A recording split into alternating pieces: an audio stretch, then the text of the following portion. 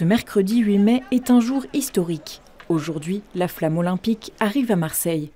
À quelques pas du Vieux-Port, où se presse dès le matin des badauds, une célébration œcuménique se déroule dans l'église Saint-Féréol. Aide-nous, Seigneur, à accueillir toutes celles et ceux venus du monde entier, rassemblés par la passion commune du sport, avec la devise des Jeux olympiques, plus vite, plus haut, plus fort, ensemble. On a réfléchi aux valeurs olympiques et aux valeurs chrétiennes.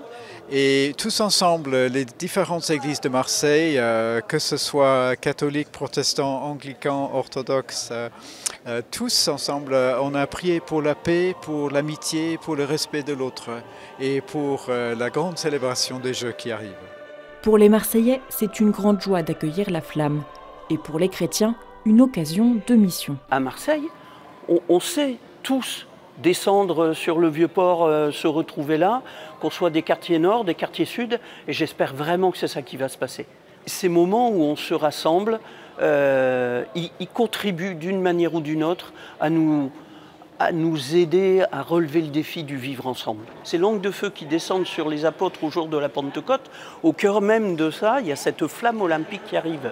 J'espère juste que tous les chrétiens laisseront brûler en eux cette flamme de l'amour de Dieu pour que ça puisse transparaître et se partager aux autres. À la fin de la célébration, des t-shirts et des cartes portant un message de paix sont distribués. Alors c'est une petite carte justement qui sera laissée à toutes les personnes avec qui on pourra échanger sur le parcours de la flamme, le relais olympique.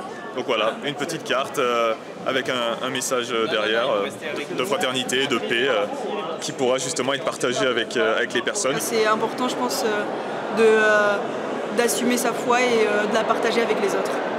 Et aussi de partager l'amour que Dieu il a pour nous et de former une unité au final.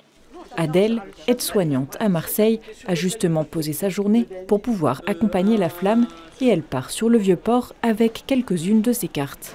Aimez-vous les uns les autres comme je vous ai aimé. C'est la parole de l'Évangile. Je vous donne cette carte, s'il vous plaît. C'est une manière d'évangéliser, d'essayer de parler de la paix aux personnes qui ne savent pas ce que c'est que la paix exactement, pour pallier à la guerre, à tout ce qui se passe en ce moment dans le monde. En fin d'après-midi, le Bélème transportant la flamme olympique approche du Vieux-Port. Depuis les hauteurs de Notre-Dame-de-la-Garde, les spectateurs ont une vue imprenable sur son parcours. Pendant ce temps, dans la basilique est célébrée une messe aux couleurs olympiques. Une autre occasion de porter dans la prière les sportifs et les spectateurs des Jeux olympiques. Ce qui fait la joie, les peines, les espérances des êtres humains, fait la joie, les peines et les espérances des disciples du Christ qui les partagent. Donc ce soir, nous partageons une très grande joie de cette arrivée de la flamme et puis la joie des Jeux olympiques. Le lendemain matin, c'est du sommet de la basilique Notre-Dame-de-la-Garde que la flamme part, portée par Basile Boli, ancien joueur de l'Olympique de Marseille.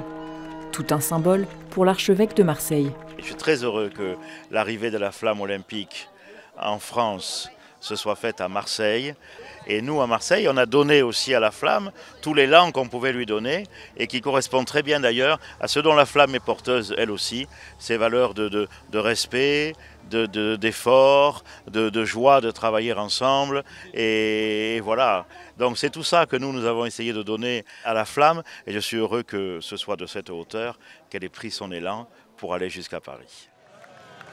La flamme va ensuite traverser 60 villes-étapes, autant d'occasions pour les diocèses de se mobiliser avant d'arriver à Paris le 26 juillet prochain.